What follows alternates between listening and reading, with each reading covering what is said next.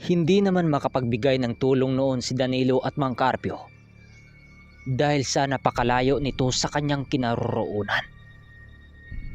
Habang patuloy na pinaulanan ng atake si Nuli, wala naman siyang ibang magawa kundi magsisisigaw dahil sa sakit ng kanyang katawan. "Ano bata? Kaya mo pa? Huwag kang mag-alala. Maya-maya lang, makakasama mo na ang kapatid kong inyong pinatay." Wika ng nilalang. "Pangas ka! Panghas ang uri mo! Hindi ko kayo papayagang manaig kayo sa lugar na ito. Kung kailangan kong makikialam, ay gagawin ko ito ng walang pagdadalawang isip." Alang-alang sa mga nilalang na naninirahan sa kagubatan na ito. Galit na wika ni Barangaw. Kasabay ng pagwika nito ay ang pag-agos ng tubig sa mga ugat ng puno. Unti-unting nanigas ang tubig na yon hanggang sa maabot nito ang katawan ng gabunan. Sa hindi inaasahang pangyayari, biglang nagsisisigaw ang gabunan na para bang sumuot sa kailaliliman ng kanyang katawan ang tubig sa mga ugat na pumulupot dito. Makalipas ang ilang minuto, biglang tumigil ang gamunan sa kanyang pagsisisigaw hanggang sa mamuti na lamang ang mga mata nito.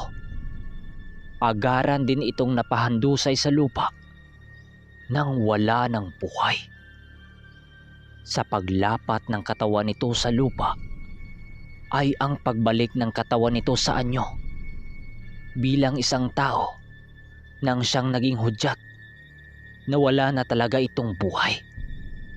Si Manong Duming naman noon, patuloy pa rin ang pakipaglaban sa mga gabunang natitira. Kaya ito hindi nagawang tumulong sa kanya dahil alam ng ermitanyo na mayroong isang nilalang ang tutulong kay Nuli. Dahil sa pagpaparamdam noon ni Barangaw, naging agresibo pa noon ang dalapahaw ng siyang alaga ng ermitanyo. Animoy inutusan ito ni Barangaw na tulungan si Manong Duming sa digmaan. Sa paglitaw nito sa harapan ng mga nilalang, walang habas itong nangunguha ng kaluluwa ng mga aswang. Minuto lang noon ang pagitan nang tuluyang malipol ng dalawapahaw ang buo nilang kalaban. Matapos ang mga pangyayaring yon, pinili nila Nuling sunugin ang katawan ng mga aswang gamit ang tabak na may espiritual na kampilan. "Nuli, nais kong ubusin mo ang angkan na ito sa bundok na inyong baryo.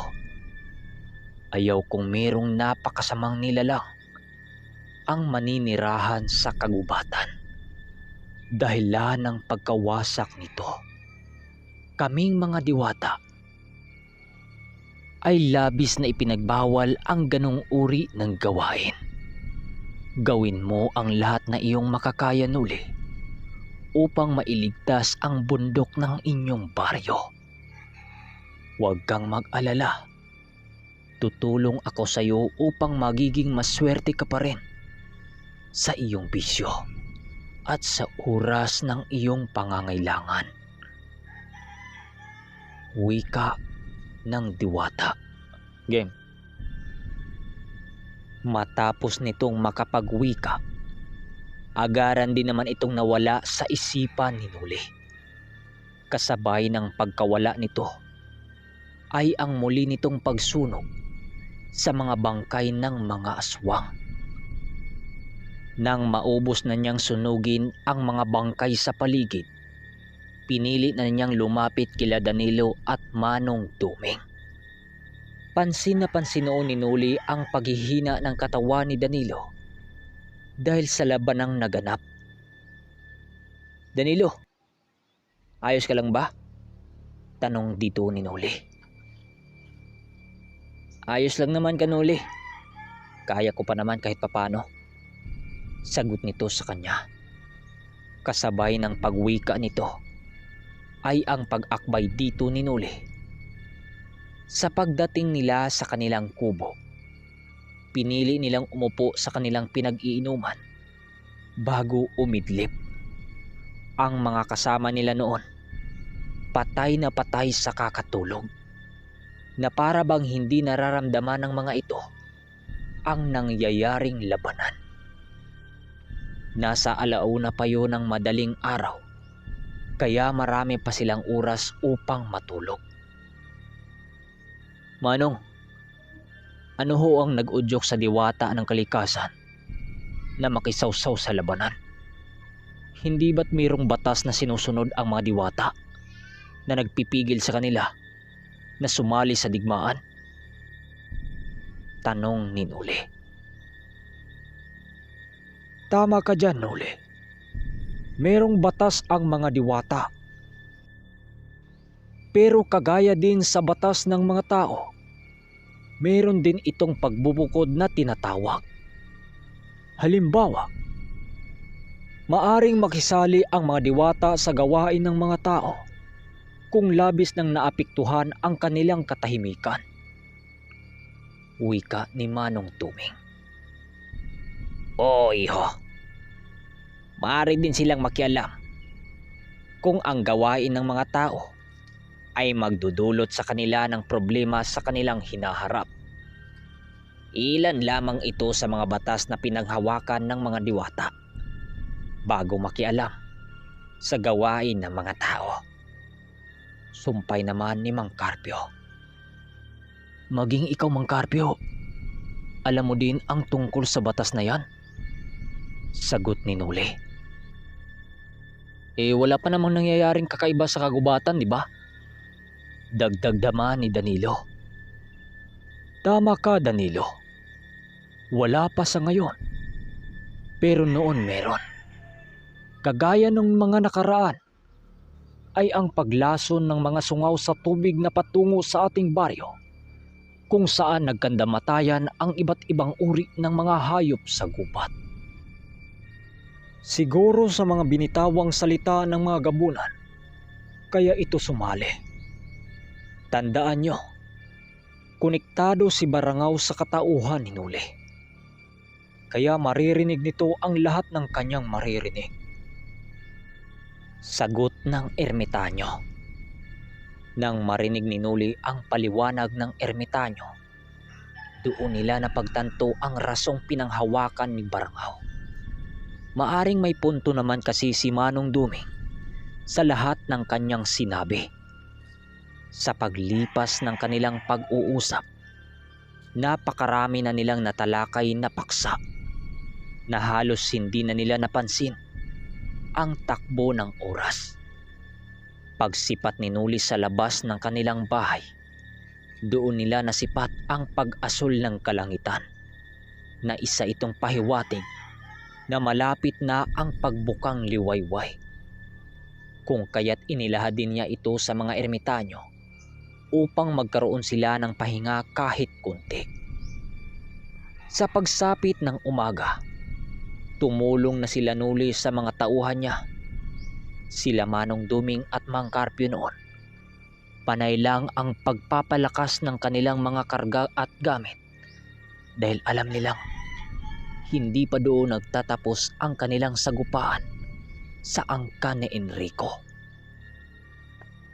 Si Guyo naman noon ay parang nalimot na ang lahat na kaganapan na kanilang nasaksihan nung nagdaang mga gabi. Hindi na ito pinaalala ni Noli sa kadahilan ng maaari lang itong magdudulot ng takot at pagkabahala para sa kanyang kaibigan. Sa paglipas ng oras ng pagpapakain ni Noli ng mga tandang, naging masaya naman silang lahat. Hindi na nagawang nagparamdam ang angkan ni Enrico dahil alam ni Noling na dala na ito sa huli nilang sagupaan. Hindi na nila ito iniisip dahil abalang-abala sila noon sa mga nakakaliw nilang mga manok. Diego, Ampong, maraming salamat sa pagtulong nyo sa mga gawain dito. Hayaan nyo, kapag naayos na natin ang dapat ayusin dito, ibibigay ko din kaagad ang kapalit sa inyong serbisyo. Marami na kayong nagawang tulong sa akin, kaibigan. Kaya labis ko kayong pinahalagahan. Wika ni Nuli. Huwag ho kayong mag-alala sa amin, amo. Di hamak na mas marami kayong ibinigay na tulong sa amin kumpara sa trabahong ibinigay nyo sa amin ngayon. Sagot naman ni Diego.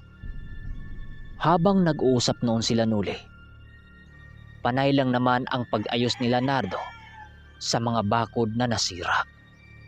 Sa pagsapit ng tanghali, nakatambay na sila sa ilalim punong akasya. Nagluto din kasi ng mais at saging si Danilo. Kaya hindi na nila kailangan pang bumili sa mga tindahan. Pagsapit ng hapon, nasa kubo na silang lahat.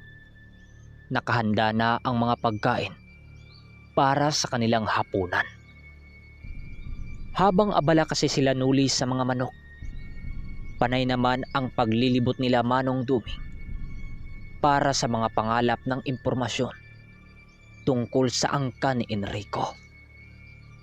Sa paglilibot nila sa baryo ng Altagan, doon nila nalaman na hindi biro ang angkan ng kanilang hinaharap. Ayon sa mga napagtanungan nilang albularyo, ang angkan ni Enrico na nasa baryo nila Nuli ay talagang pinamumunuan ng dalawang matanda na nagngangalang Suling at Ignacio. Napakatanda na umano ng mga ito, at ito din ang ama ng lahat na kaanib nilang angkan. Meron din umano itong itinagong ahas na nanggagaling pa sa mundo ng mga engkanto. Kaya umano naghahari ang nagngangalang Ignacio sa lahat ng sabungan dahil sa asawa nitong may kakayang kontrolin ang pag-iisip ng isang hayop. Kilala ang alaga nito sa tawag na Markupo. Markupo, Manong? Di ba't masyadong mapanganib ang engkantong ahas na yan? Akala ko ba sa mundo lang ng mga engkanto makikita ang orihinal na Markupo? Gulat na tanong ni Nuli. Huwag kang mag-alala, Nuli.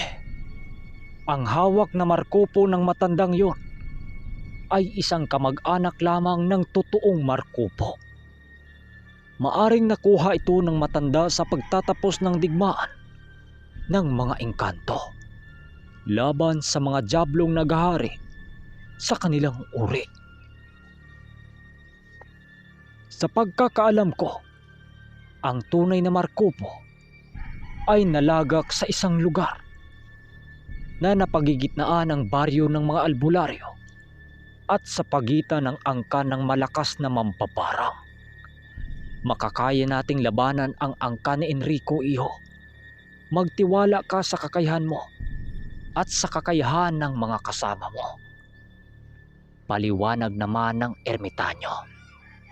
Dagdag pa ng ermitanyo, kung sinong angkan ang makakuha sa tunay na Markupo ay magresulta ito ng agawan at patayan ng maalbularyo sa pagitan ng mga mambabarang at mangkukulam.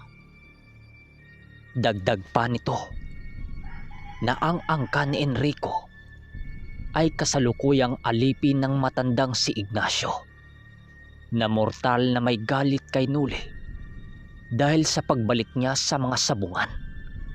Naging matunog kasi ulit ang kanyang pangalan nang siyang naging dahilan upang kagalitan siya ng mga salamangkirong nakatira sa halos sa lahat ng sabungan. Ginawa nila ang paging alipin ang angkan ni Enrico upang sa pilitang lusubin si Nuli at wasakin ang manukang pinatayo niya sa kabilang baryo. Dahil din sa pagmamalabis nilang manakaw, ang tinataglay niyang birtod. Marami din umanong naglilibot na mga aswang sa bundok, kaya't madaling matutunugan ng dalawang matanda kung sakaling mayroong mga has na pumasok sa kanilang baryo. Meron pang nagsasabing maraming kauri ito sa kanilang iniwang baryo sa Tubawan. So mga kaermitanyo, hanggang dito na muna ang ating kwento. Sa susunod na part, maririnig niyo na ang sunod nilang labanan kontra sa mga aswang na mangkukulam.